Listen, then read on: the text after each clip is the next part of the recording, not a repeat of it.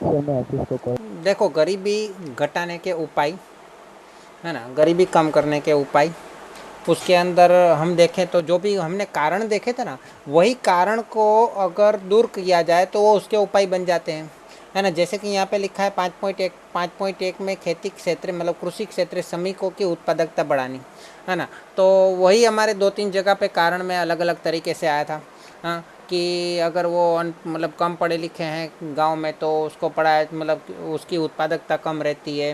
हाँ, उसकी वजह से वहाँ पे मतलब बेरोजगारी रहती है और गरीबी रहती है ना। तो उसको दूर किया जाए, मतलब कृषि क्षेत्र श्रमिकों की उत्पादकता बढ़ाई जाए, है ना। कैसे बढ़ाई जा सकती है? तो कृषि क्षेत्र श्रमिकों की उत्पादकता बढ़ाई जाए और उसकी आय बढ़ाई जाए तो गरीबी को घटा जा सकता है। लेकिन वो कैसे बढ़ाई जाएगी उसकी उत्पादकता? उसके लिए किसानों को जाहिर कार्यक्रम, है ना, सार्वजनिक कार्यक्रम के द्वारा सुधारी हुई टेक्नोलॉजी के बारे में जानकारी दी जाए। हाँ, तो संपूर्ण मतलब काफ़ी मात्रा में और सस्ते दर पे कृषि निपज जो है, कृषि मतलब किसान जो उत्पादन करता है ना, उसको और सुधारी हुई ढांचाकीय सुविधाओं को, सेवाओं को उत्पादन में उसको पूरा भाव मिले, उसके लिए सर। हाँ। Hello sir. हाँ बोलो। ये निपजको का क्या मीनिंग होता है? उत्पाद जो उत्पादन होता है ना, वो उत्पाद, हाँ। है ना। उत्पादों, भाव और बाजारों, कृषि संशोधनों, उन सब के बारे में उसको जानकारी दी जाएगी। कैसी कैसी जानकारी दी जाएगी? फिर से मैं बोल रहा हूँ, टेक्नोलॉजी के बारे में जानकारी दी जाएगी, काफ़ी मात्रा में सस्ते दर में उस कृषि निपजक, मतलब यहाँ पे निपज का उत्पाद नहीं लग रहा है, लेकिन हिंदी में क्या लिखा है मुझे कोई बताएगा? यहाँ पे कृषि निपज को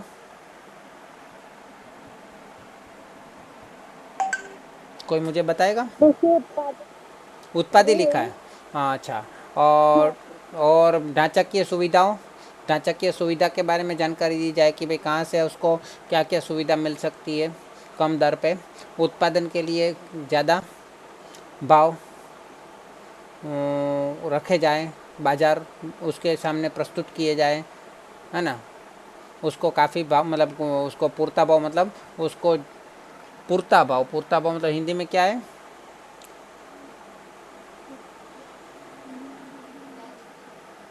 वाजबी भाव हो सकता है, वाजबी भाव मिले, बाज़ार मिले, पर्याप्त। पर्याप्त मिले, है ना। और कृषि संशोधन, उन सब की सूचनाएं पहुंचाई जाएगी, जानकारी पहुंचाई जाएगी, तो उन लोगों की उत्पादकता बढ़ेगी। टेक्नोलॉजी का अच्छे से उपयोग करेंगे तो उत्पादकता बढ़ेगी। ढांचा की सुविधा अच्छी होगी, जैसे कि सिंचाई की सुविधा होगी, बिजली की सुविधा होगी, रास्ते अच्छे होंगे तो भी उसकी उत्पादकता बढ़ेगी, क्योंकि रास्ते अच्छे होंगे तो एक गांव से दूसरे मतलब शहर तक माल को अच्छे से पहुंचाया जा सकता है। वाहन व्यवहार की सुविधा अच्छी होगी तो वहाँ पे एक छोटे गांव से माल को बड़े गांव तक पहुंचाया जा सकता है। बिजली की सुविधा होगी तो वहाँ पे मतलब अलग अलग साधन का उपयोग किया जा सकता है ना। उसको काफ़ी मात्रा में पर्याप्त मात्रा में भाव मिलेगा तो उसको ज़्यादा मन करेगा पैसा मतलब उसको उत्पादन करने के लिए, और बाज़ार मिलेगा भाव जहाँ पे मिलता हो ऐसे। दूसरा क्या लिखा है? गरीबी का उन्मूलन करना है, मतलब गरीबी को नाबूद करना है, दूर करना है, गरीबी को हटाना है, गरीब को नहीं, गरीबी को कम करना है ना। तो गरीब ज़्यादातर कहाँ पे देखने को मिलते हैं हमें? तो ज़्यादातर गरीब हमें छोटे छोटे गांव में और जो छोटे और गृह उद्योग में है उन वो सब ज़्यादा लोग गरीब दिखते हैं। लेकिन ऐसे गांव में किसान लोग और ये छोटे और गृह उद्योग जो है, इन दोनों जगह पे हमें गरीब ज़्यादा देखने को। हाँ, लेकिन उसका राष्ट्रीय आय में और रोजगारी में ज़्यादा योगदान रहा है ना। तो छोटे गृह उद्योग को ज़्यादा योगदान रहा है, रोजगारी में ज़्यादा योगदान रहा है। तो क्या करना चाहिए? ऐसे छोटे और गृह उद्योग का विकास अधिक से अधिक करने में आए और उसको ज़्यादा से ज़्यादा प्रोत्साहन दिया जाए। जैसे कि भाई ये छोटे और गृह उद्योग में से जो उत्पादित हुई वस्तु है उसको ज़्यादा भाव मिलेगा, या फिर ऐसे गृह उद्योग करने वाले लोगों को सब्सिडी मिलेगी, इस प्रकार से उसको प्रोत्साहन दिया जाए। तो क्या होगा कि इसको बड़े पैमाने पे उस गरीबी का उन्मूलन किया जा सकता है। बराबर है, बड़े पैमाने पे क्योंकि ऐसे लोगों की संख्या ही ज़्यादा होती है, और ऐसे लोगों को प्रोत्साहन दिया जाएगा तो ये लोग ज़्यादा आय प्राप्त करेंगे, और ये लोग ज़्यादा आय प्राप्त करेंगे तो एक साथ में बहुत सारे लोगों को मतलब बड़े पैमाने पे गरीबी का उन्मूलन किया जा सकता है। तीसरा क्या लिखा है, तो देखो जो तुमने सवाल पूछा है कि भाई शहर में भी झोपड़पट्टी क्यों होती है, शहर में भी गरीबी क्यों होती है। हमारे सूरत की बात करें तो सूरत में भी बहुत बड़ी झोपड़पट्टी थी, है ना। क्या नाम था उसका, बापू नगर, है ना। नदी किनारे बहुत लंबी झुपड़पट्टियाँ थी, बहुत सारी झुपड़पट्टियाँ थी, है ना। लेकिन जो बम्बई की धारावी की झुपड़पट्टी की बात करें तो वो तो उससे भी बहुत बड़ी है, और वो भी शहर के बीचों बीच मतलब बीच में ही कहा जा सकता है। इसी तरह जैसे हमारे सूरत में बापू नगर में शहर के बीचों बीच ही कहा जा सकता है, नदी के किनारे ही था पूरा बहुत बड़ा झुपड़पट्टी, है ना। झुपड़पट्टियों मतलब बहुत ज़्यादा पूरा इलाका ही झुपड़पट्टी का बहुत बड़ा। तो बम्बई की धारावी की झुपड़पट्टी का ही ऐसा ही है ना। लेकिन वो बोल सकते हैं कि बहुत बड़ी है, मतलब पूरे देश में तो बहुत बड़ी है, शायद बहुत सारे देशों में वो बहुत बड़ी है। तो ये क्यों होता है, ये शहर गांव में तो हम मानते हैं कि गांव में गरीबी हो, हाँ, लेकिन शहर में क्यों गरीबी होती है। तो ये गरीबी जो है ना, ये प्रकार की चीज़ जो है ना वो शहर में ही देखने को मिलती है ना। इसी को शहरीकरण कहते हैं। क्या कहते हैं, शहरीकरण, पता है ना।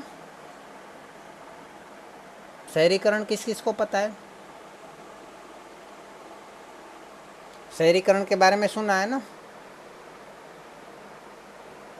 सर वर्ड सुना है शहरीकरण।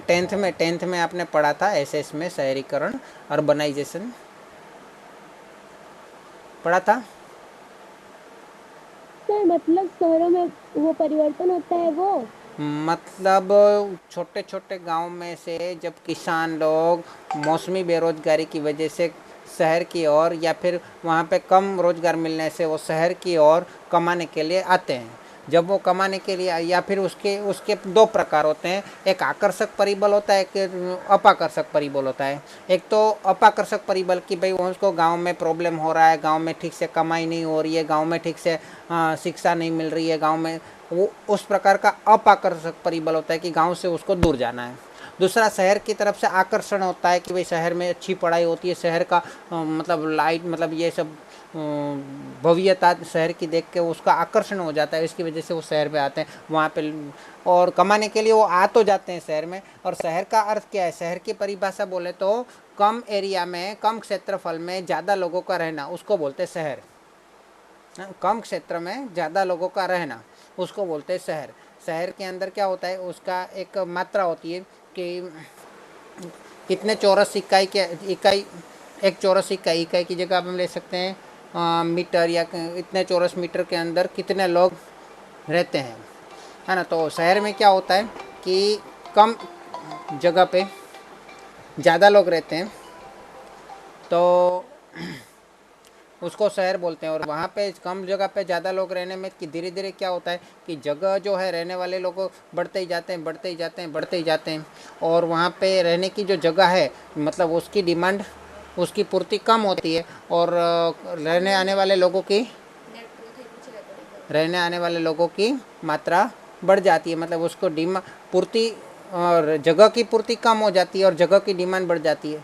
जगह की पूर्ति कम हो जाती है, जगह की डिमांड बढ़ जाती है, इसलिए शहर में जगह का भाव बढ़ जाते हैं, ज़मीन के भाव बढ़ जाते हैं। ज़मीन के भाव बढ़ जाते हैं, इसलिए क्या होता है कि लोग वहाँ पे ज़मीन खरीद नहीं पाते, ज़मीन खरीद नहीं पाते, मकान खरीद नहीं पाते, तो वो लोग क्या करेंगे, उसको कमाई तो वहाँ पे मिल रही है, नौकरी तो मिल रही है, धंधा तो मिल रहा है, वहाँ पे उसको रोज़गार मिल रहा है, लेकिन रहने के लिए जगह नहीं मिल रही है। अगर रहने के लिए जगह नहीं मिलेगी तो वो क्या करेंगे, जहाँ पे भी दिखेगा, जहाँ पे भी एक मौका मिलेगा उस जगह पे वो झोपड़पट्टी बना के, या जो जो झोपड़पट्टी जैसा भाग बना के रहने की कोशिश करेंगे। कुछ लोग फुटपाथ पे रहेंगे, कुछ लोग ऐसे रहेंगे, है ना। तो इस वजह से क्या होता है कि इस वजह से जहाँ पे भी मैदान मिल जाता है, जगह मिल जाती है, खाली जगह, वहाँ पे वो धीरे धीरे रहना चालू कर देते। तो जैसे ही वो धीरे धीरे रहना चालू कर देते, ऐसे लोगों की संख्या वहाँ पे बढ़ जाती है।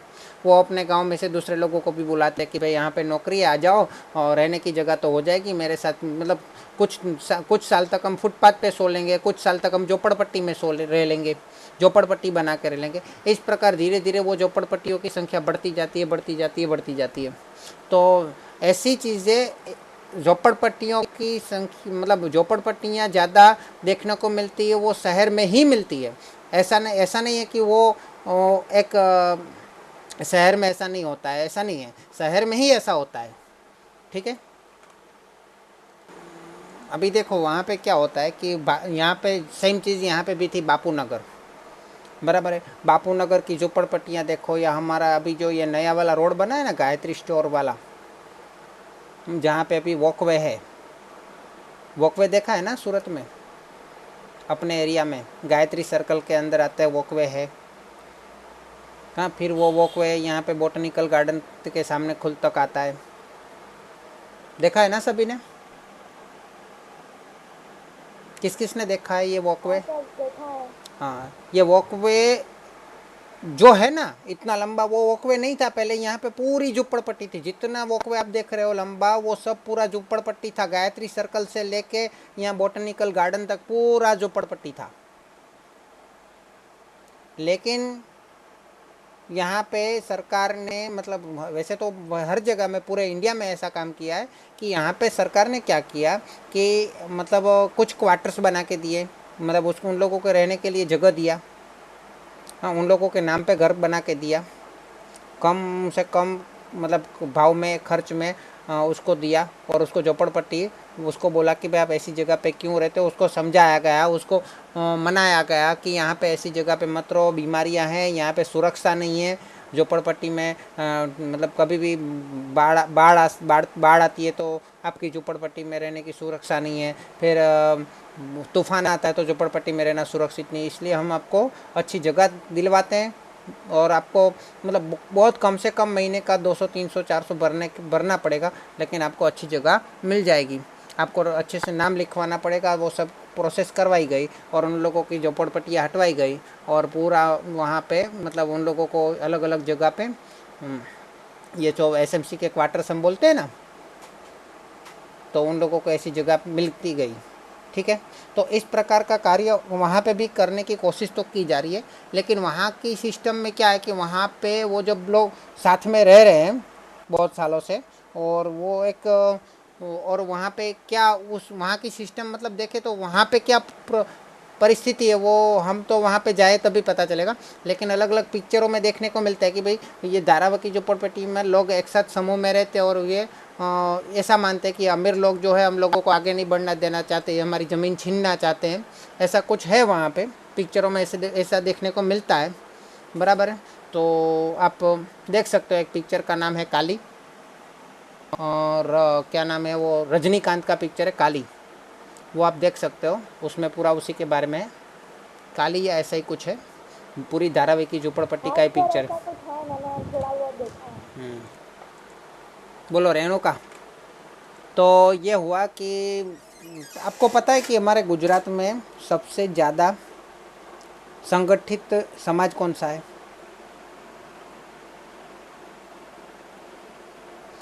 आपको पता है सबसे ज़्यादा संगठित समाज हमारे गुजरात की बात करें तो?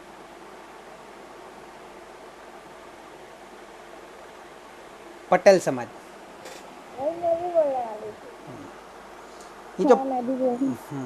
ये पटेल समाज है ना, वो संगठित है तो उसको क्या फ़ायदा होता है? तो वो संगठित है तो वो सब क्या करते हैं, वो भी पहले मेन उसका कार्य किसान का ही था, किसान ही थे वो सब, और किसान के तौर पे वो बहुत ही संगठित भी थे। लेकिन बहुत सारी जगह पे ऐसे किसान संगठित नहीं होते हैं, है ना।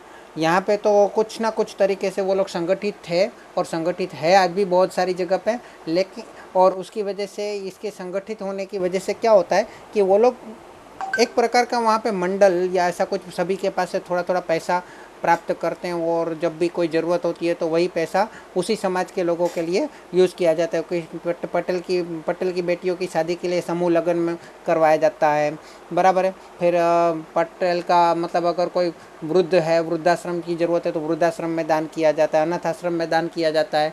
पटेल के मतलब ऐसे अगर जब संगठित होते हैं तो क्या है कि सब मिलके से काम करते हैं, और सब मिलके काम करते हैं तो कोई गरीब रहता है, कोई अमीर रहता है, लेकिन गरीबी अमीर में कोई भी गरीब को भी कोई परेशानी आ जाए तो वो उसको उस उन लोगों ने जो इकट्ठा किया हुआ पैसे में से उसको लाभ मिल जाता है, बैलेंस हो जाता है ना।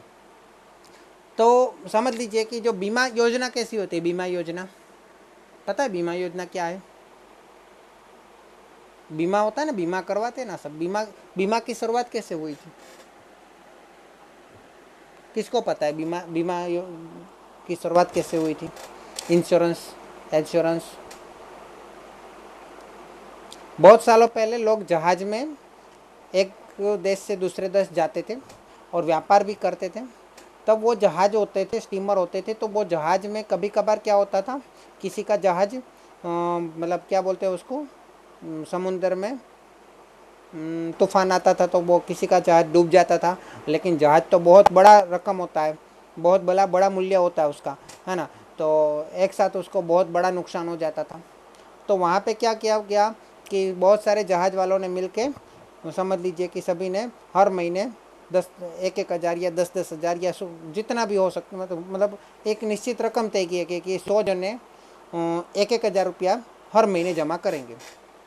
100 जने 1,000 रुपया हर महीने जमा करेंगे और वहाँ पे वो पैसा इकट्ठा होता था वो एक जगह पे, और वो पैसा इकट्ठा होता था। फिर किसी महीने यह हुआ कि कोई एक व्यक्ति का जहाज डूब गया, तो उसको जितना भी घाटा होता था वो 100 हजार रुपया जमा करा किया गया है 100 व्यक्तियों में से, वो उसको मिल जाता था और उसको ज़्यादा घाटा सहन करने की ज़रूरत पड़ती नहीं थी, है। लेकिन वो फंड जो इकट्ठा होता था, सभी के पास से जो पैसा इकट्ठा होता था, उसी प्रकार वो कंटिन्यू चलता ही रहता था, कंटिन्यू चलता ही रहता था। फिर किसी का जहाज डूब गया तो उसको वो नुकसान की रकम मिल जाती थी, ताकि उसको उस नुकसान को सहन करना ना पड़े।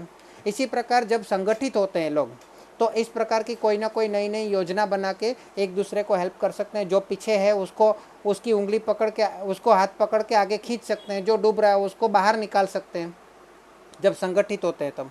लेकिन जब संगठित नहीं होते और अलग अलग रहते हैं, अलग अलग जगह, मतलब अलग अलग मतलब सब अपना अपना देखते हैं, है ना, इकट्ठे नहीं होते, तो क्या होता है, उसको बड़ी बड़ी समस्याओं को सामना करना पड़ता है ना। और वो सब वापस एक दूसरे को कॉम्पिटिटर समझते हैं, एक दूसरे के साथी नहीं समझते हैं, है ना। खास करके सब्जी बेचने वाले, बांधकाम क्षेत्र के मजदूर होते हैं, किसान के मतलब किसान मजदूर होते हैं ना, कृषि मजदूर, वो हाथ लारी चलाने वाले, है ना। तो ऐसे बहुत सारे लोग होते हैं जो संगठित नहीं होते। संगठित होने से ये भी फ़ायदा है कि कोई भी अगर सरकार की तरफ से कोई भी योजना है तो उसके बारे में संगठन को पता चलेगा, संगठन के किसी प्रमुख को पता चलेगा, तो पूरे संगठन को बताया जा सकता है और पूरे संगठन को उसका लाभ मिल जाता है, संगठन के सभी सदस्यों को उसका लाभ मिल जाता है। लेकिन संगठित नहीं है उसको कैसे लाभ मिलेगा, उसको पता ही नहीं चलता जल्दी। वो किसी एक को पता चलेगा तो दूसरे को बताएगा भी नहीं, क्योंकि वो संगठित नहीं है। संगठन से ये भी फ़ायदा होता है कि कोई उस संगठन का प्रॉब्लम आ जाता है तो संगठन क्या करता है, एसोसिएशन क्या करता है, वो पूरे किसी एक दो चार को प्रॉब्लम है, पूरा एसोसिएशन उसके लिए खड़ा हो जाता है ना। जैसे कि हमारे इंडिया में तो ठीक है, खास करके इस इंडिया में भी बहुत सारे इस प्रकार के संगठन है, जैसे कि मजदूर संगठन है ना। फिर बॉम्बे महाराष्ट्र की बात करें तो महाराष्ट्र में रिक्शा चलाने वालों का संगठन है ना। फिर वो बस चलाने वालों का संगठन है। यहाँ पे मतलब जो सैलून है तो सैलून वालों का संगठन है। वहाँ पे अलग अलग प्रकार के बहुत सारे संगठन है वहाँ पे।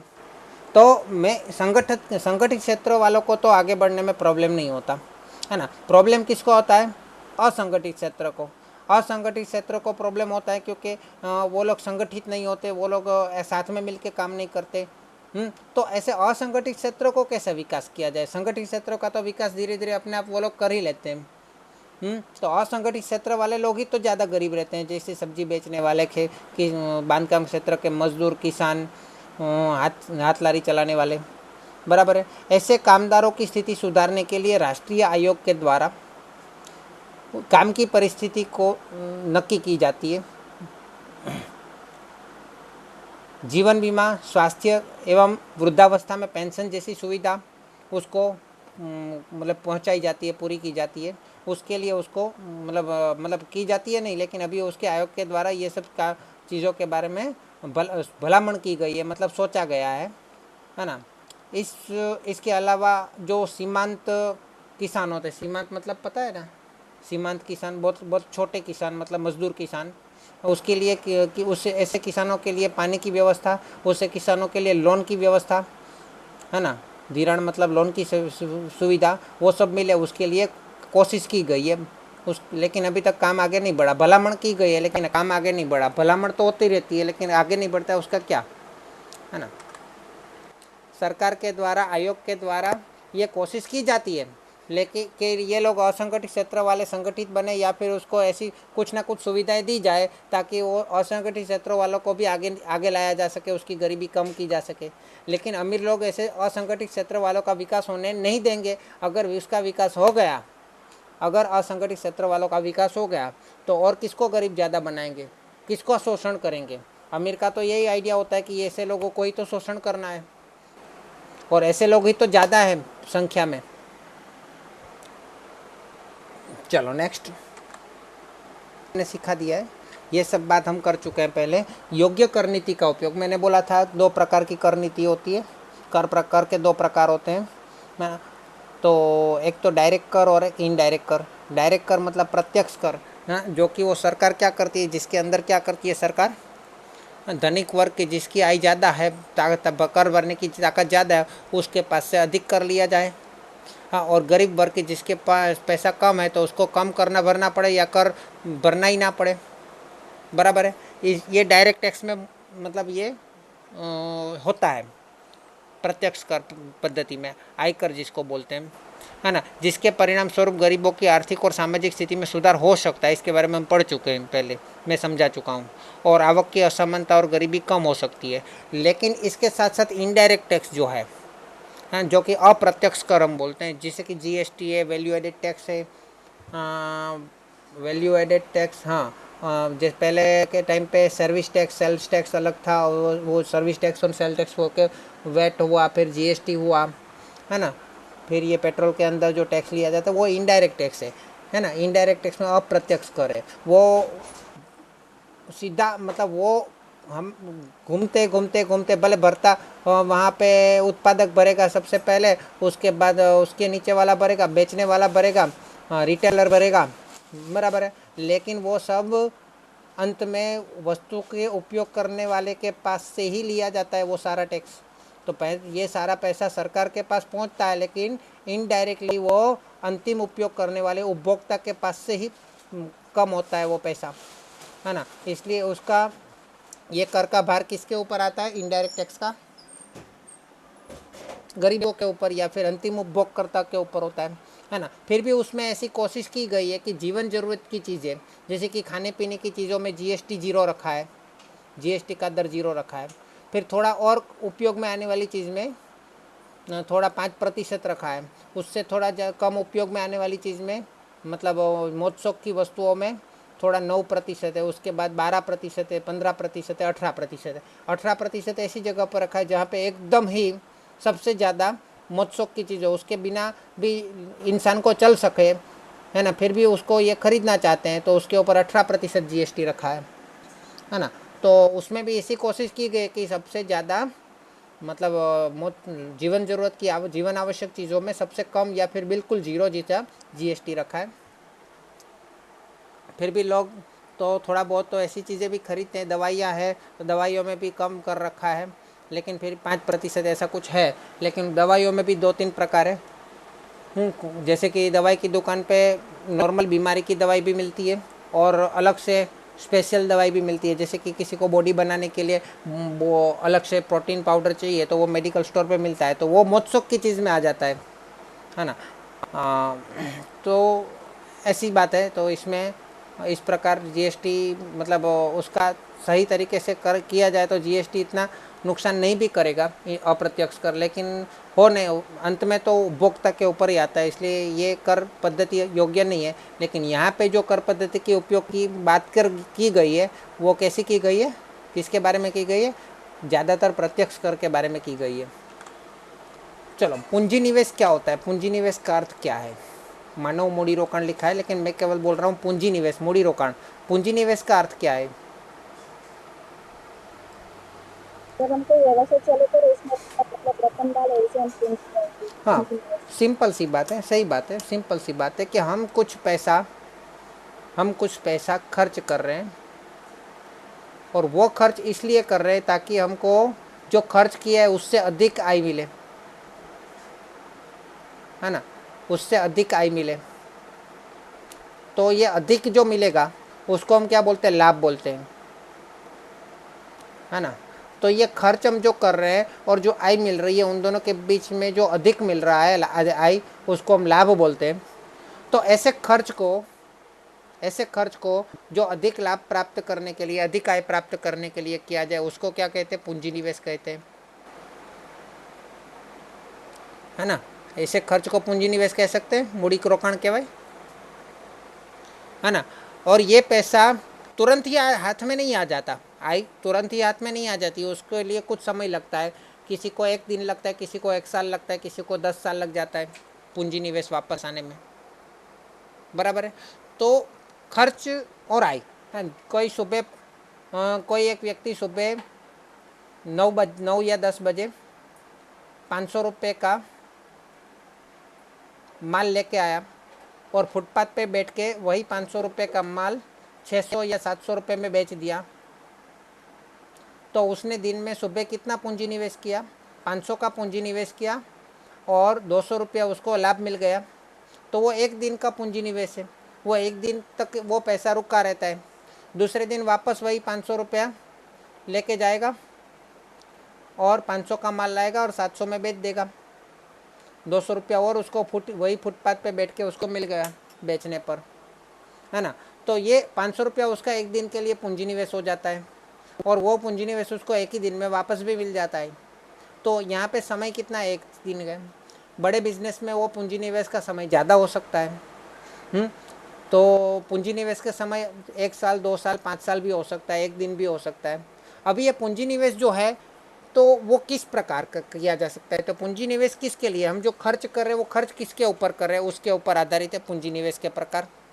तो पूंजी निवेश जो है, अगर वो व्यक्ति सुबह माल पटाखे लेके आया, पटाखे, अभी दिवाली आ रही है तो पटाखे की बात कर रहा हूँ, पटाखे लेके आया कुछ अलग अलग, और वहाँ पे फुटपाथ पर बेच के उसके 700 रुपये के 500 रुपये के खरीदे थे, 700 रुपये में बेच दिए, तो 200 रुपये उसका हो गया। तो उसने पूंजी निवेश किसके ऊपर किया, माल के ऊपर किया। किसके ऊपर किया, माल या फिर वस्तुओं के ऊपर किया, है ना।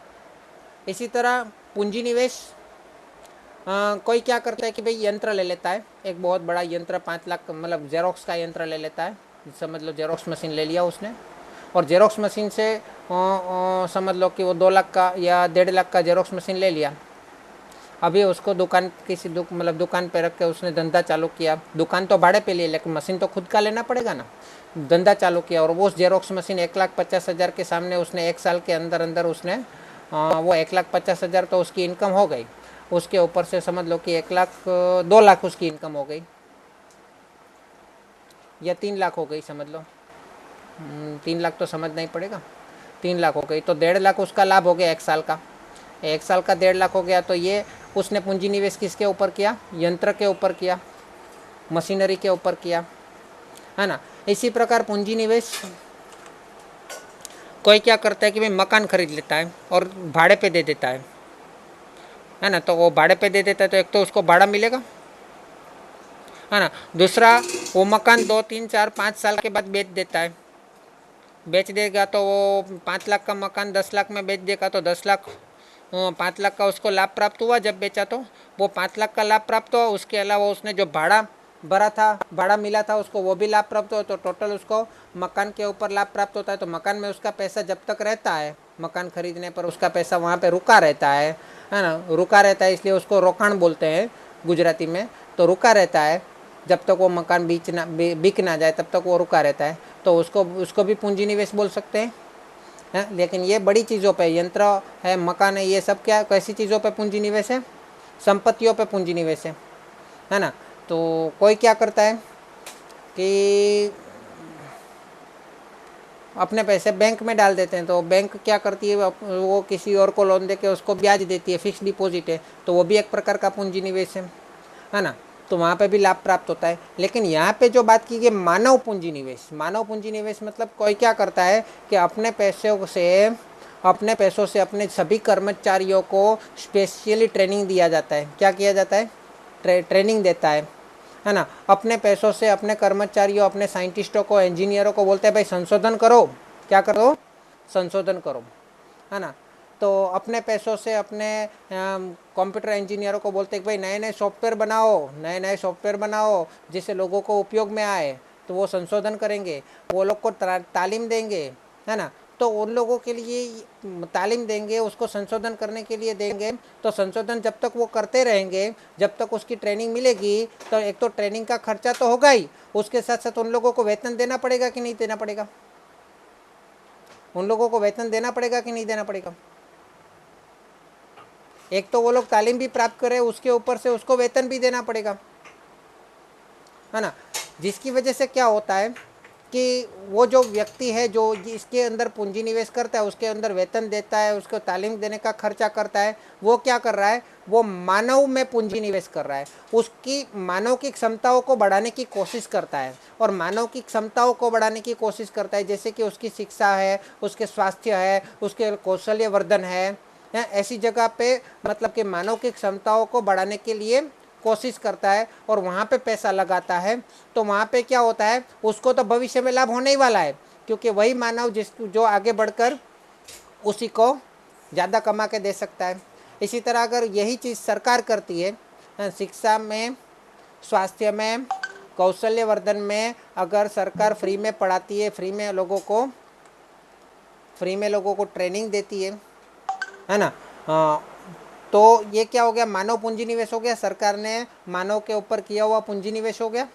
और मानव पूंजी निवेश से क्या होता है कि लोग अपने आप डेवलप होते जाते हैं, उसका अच्छी शिक्षा प्राप्त किया, अच्छा स्वास्थ्य प्राप्त किया, उसके कौशल्य अच्छा है, तो कुछ ना कुछ वो कैसे भी करके वो पैसा कमाने की कुछ ना कुछ तरीके ढूंढ ही लेंगे, उसको नौकरी देने की ज़रूरत नहीं पड़ती, वो अपने तरीके से अपना स्वरोजगार प्राप्त कर लेते, और स्वरोजगार प्राप्त कर लेते तो उसको बेरोजगारी का प्रमाण कम हो जाता है ना। या फिर स्वरोजगार ना भी प्राप्त हो, उसको नौकरी भी मिले, लेकिन नौकरी मिलने के लिए उसके पास इतने कौशल होते हैं कि उसको जल्दी नौकरी मिल जाए, है ना, तब उसको बेरोजगारी का प्रमाण कम होता है, परिणाम स्वरूप गरीबी कम होती है।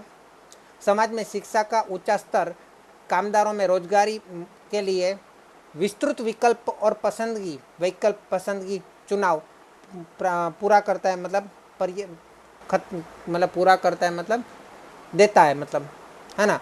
तो शिक्षा का उच्च स्तर से क्या होता है कि उसको अलग अलग विकल्प मिल जाते हैं, चलो यहाँ पे नौकरी नहीं मिल रही है, चलो हम खुद का धंधा कर लेंगे, चलो ये मतलब किसी ने ऑटोमोबाइल इंजीनियरिंग किया, तो चलो ऑटोमोबाइल की कंपनी में, मतलब हीरो होंडा की कंपनी में, या तो फिर सुजुकी में कंपनी में, या तो बजाज की कंपनी में नौकरी नहीं मिल रही है, चलो खुद का गैरेज खोल लेते हैं, उसके पास विकल्प है गैरेज खोलने का, और गैरेज खोलेगा तो उसको तो ऑटोमोबाइल का इंजीनियर है, तो गैरेज के अंदर वो गाड़ी रिपेयरिंग कर सकता है और पैसा कमा सकता है।